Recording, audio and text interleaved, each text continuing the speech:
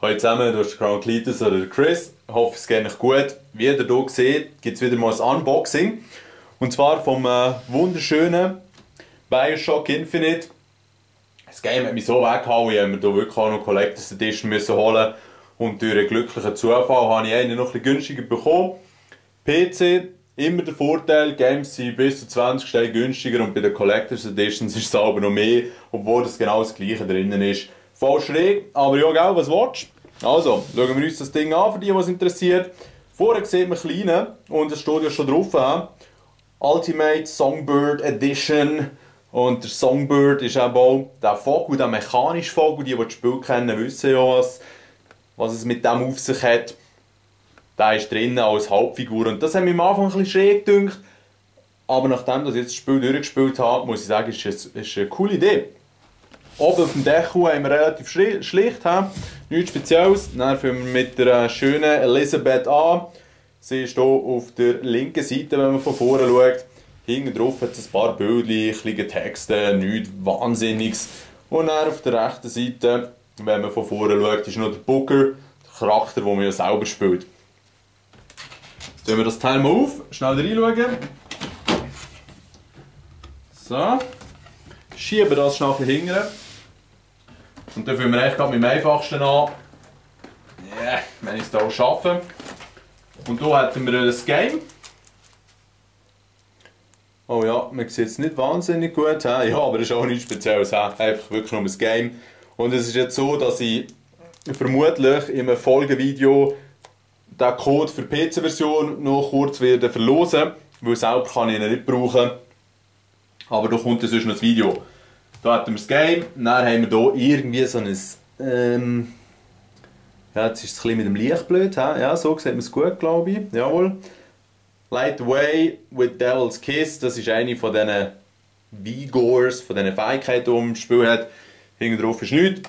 Sieht noch gut aus, aber keine Ahnung, kann man sich irgendwie übers Bett hängen. Und dann mit dem kann man den Soundtrack herunterladen.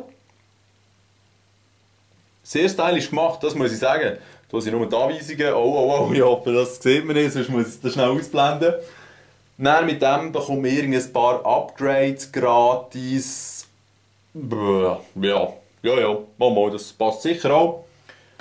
Und das ist eigentlich nebst der Figur jetzt das schönste Teil, das drinnen ist. Ich hoffe, man sieht es hier ein bisschen, ja, genau. Jetzt muss ich das einigermaßen stabilisieren oder gehe einfach ein bisschen zurück. Es ist ein Artbook. Ich zeige euch jetzt hier nicht jede Seite.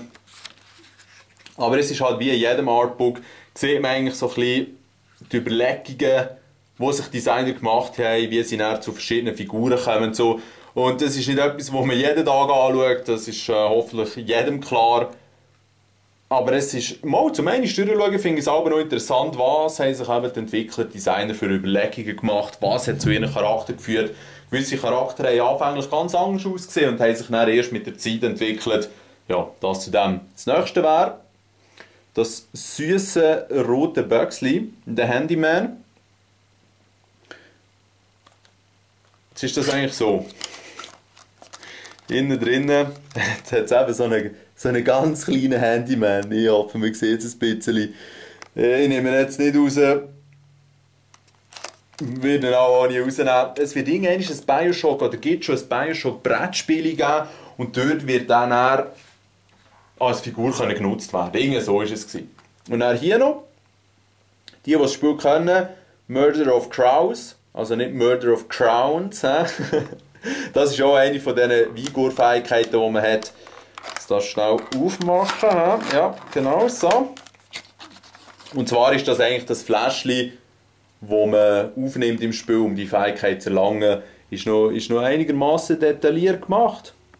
Ja, mal. Hoffen, man hat etwas gesehen. Tun wir den mal hier her. Wobei, jetzt ist es eigentlich so, jetzt gehen wir als Grossen her. Darum schnell zusammenräumen. Das siehst du auch nicht in jedem Unboxing, wie einer zusammenräumt. So. Tun wir das schnell da rein, das ab auf die Seite. Und jetzt ist es so, sehr schön gemacht, wirklich sehr, also vom Style her ist die wirklich wunderschön, die Collector's Edition, muss ich sagen. Hier siehst du den Songbird, eigentlich in ihrer dunkleren, düstereren Version. Mal schauen, ob ich das hier irgendwie rausbringe, oder sonst mache ich doch schnell einen seitlichen Keeper. Oder geht auf den Kopf, ja. Gut. Stellen wir die Kiste hierher. Jetzt haben wir also die sogenannte Kiste in der Kiste. Als würde man nicht schon genug Abfall produzieren. Aber es ist eine schöne Kiste. He? Ihr seht, hier ist die Elisabeth mit dem Songbird. Das rote Auge ist ihr ein bisschen stinkig. He? Friend of the fair and faithful. Ja, ja. Hier hinten haben wir fast ein das Bild vom Songbird. Auch noch easy. Und hier ist noch lustig, die das Spiel gespielt haben, wiederum der Duke und der Dinwiddie. Das sind eigentlich immer so die zwei Charakter. Der Duke ist der Gut, der immer alles nur gut macht, der Toll und so. Der eben keine Sorgen muss haben, dass das Ring eingebuchtet wird. Und der Dinwiddie ist halt immer der Fallflöter, der alles verkackt und so. Und sieht das dann anhand von relativ lustigen Szenen noch darstellen. Das tut jetzt aber nichts zur Sache. Machen wir die Kiste auf. Einisch. Jetzt ist der hier so. Wow, da fliegt schon das eine oder andere Plastik weg. Das ist immer ein gutes Zeichen. Das liebe ich so. Eigentlich müssen wir immer das Zweite sein, wenn man so ein Unboxing macht. Sieht man auch. Ausgepackter Songbird. Jetzt kann man das hier in der Mitte voneinander nehmen.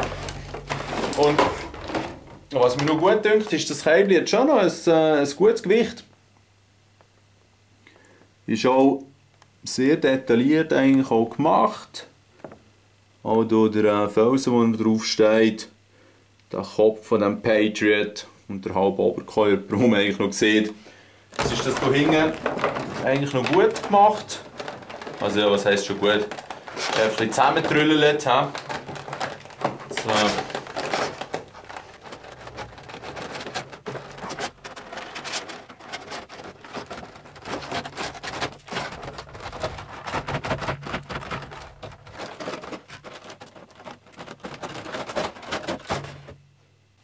So, ich habe jetzt schnell ein bisschen vorgespult, habt ihr es ja gesehen. Muss ja niemand zuschauen, wenn ich hier die Figur auspacke. Oder wenn eben im Zeitraffer, jetzt nehme ich noch schnell die Füllung raus, die sind etwas simpler angemacht. Genau. Aber es ist noch gut, es ist hier so, ich zeige das schnell, noch ein bisschen gepolstert. Also es ist schon sehr hochwertig gemacht, weil es gibt ja jenste Collectors Edition, die einfach hergeschnuddert sind. Das ist gut gemacht hier. Jetzt hat es hier so Vorkehrungen, also auch hier, der Flügel ist hier, ja, nur mit ein paar schönen Details versehen. Gute Sache. Schnell schauen, wie ich den hier anmache. Ist einfach so rein hier. Das scheint hier einfach hinten so reinzukommen. Okay. Jetzt erschließt sich mir das hier langsam. Die zuerst zusammenschieben. Das ist noch eine gute Technik. Also, ich weiss jetzt gar nicht, ob ihr es optimal gesehen habt, aber es hat auch hier mehrere Elemente, die es noch ein bisschen zusammenhalten. Gute Sache, wirklich gute Sache. Jetzt schieben wir dem das in den Rücken. Muss ich hier noch irgendetwas wegnehmen? Nein, sieht nicht so aus.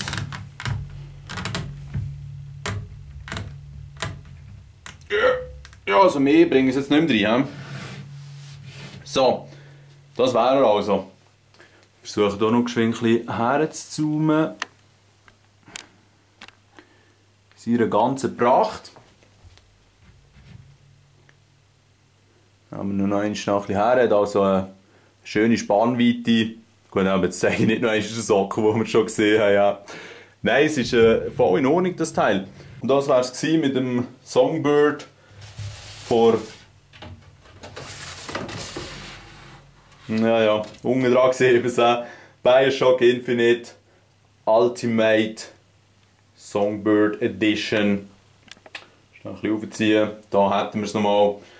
Aber ich habe jetzt 150 gezahlt. Am Anfang war es auch fast 200 Steine oder so, bin ich nicht ganz sicher. Ja, ist also einiges an Geld, das man hier liegen. Aber für mich lohnt es sich. Bioshock Infinite ist für mich eines der Spiele vom Jahr. Ich weiß nicht, im Singleplayer ist es lange her, als ich so etwas Gutes gespielt habe. Darum wäre es jetzt das mit dem Video. Merci vielmals fürs Zuschauen.